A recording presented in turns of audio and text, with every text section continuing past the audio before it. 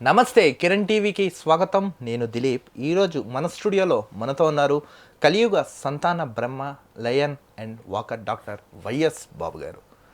Doctor గారు నమస్తే అండి. నమస్తే అండి. సార్, సాధారణంగా ఒక మగవాడికి స్పర్మ్ కౌంట్ అనేది ఎంత రేడియస్లో ఉండాలంటారు? మినిమం యావరేజ్ ఫిగర్గా స్పెర్మ్ కౌంట్ వచ్చేటప్పటికి యాక్చువల్గా మనకు ప్రెగ్నెన్సీ రప్పించడానికైతే ఒక్క స్పెర్మ్ సరైనది ఉంటే చాలు. ఒక్కటి చాలు. ఒక్కటే.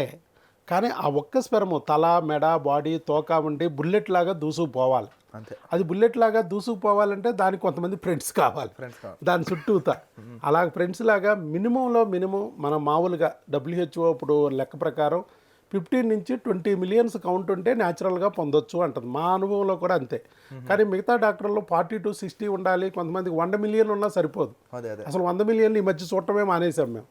ఇక వాళ్ళు ఇస్తే తప్ప, అదే ఆ రిపోర్ట్ ఇవ్వాల్సిందే తప్ప 100 మిలియన్ లేవు ఎవరికైనా. కానీ 15 to 20 మిలియన్స్ ఉన్నా కూడా పిల్లలు పుట్టేస్తున్నారు న్యాచురల్గానే పుట్టేస్తారు. ఒకవేళ 15 కన్నా తక్కువ ఉందనుకో, అప్పుడు IVF ఆపరేషన్లు IUIలు కావాలా డాక్టర్ గారు? ఏమక్కర్లా. 15 కన్నా లోకి వెళ్ళిపోయిందంటే ఏదన్నా క్రిమి కానీ హార్మోన్ కానీ డెఫిసిట్ ఉండాలి. ఆ క్రిమిని హార్మోన్ని మనం తొలగించుకుని మంచి ఆహారము డైట్ ఇచ్చుకుంటే చక్కగా వీరికణాలు తయారవుతాయి. వీరికణాలు తయారవ్వాలంటే ఆహారం అనేది ప్రధానం అన్నాం. విటమిన్స్, మినరల్స్, న్యూట్రియంట్స్ ఇవన్నీ ఉంటేనే కదా వీర్యకణం తయారైద్ది. ఇప్పుడు బిర్యానీ తయారు చేయాలంటే అలాగే మటన్ ఉండాలి, రైస్ ఉండాలి, గ్యాస్ ఉండాలి, స్టవ్ ఉండాలి, మసాలా దినుసులు ఉండాలి. అన్నీ ఇచ్చిన అగ్గిపుల్ల ఇవ్వలేదు అనుకోండి, పొయ్యి వెలిగించలేము, బిర్యానీ తయారవదు. అన్నీ ఉన్నాయి, కేజీలు మటను, కేజీలు రైస్, నో యూస్, అగ్గిపిల్ల లేదు. అలాగే ఇక్కడ కూడా ఆ కాంపోనెంట్, ఫుడ్లో ఏదో కాంపోనెంట్ అది అందకపోతే ఒకసారి వీర్యకణాలు తయారవు. అందుకే ఫుడ్ ద్వారా ముడిసరికి అది అందించాలి. అది అన్నీ అందించిన వంట చేసే మేస్త్రి లేడు అనుకోండి, బిర్యానీ తయారవదు. అదే ఇప్పుడు మీకు నాకు ఇచ్చారు, మనకు వంట చేయడం రాదు, మనం తయారవ్వదుగా.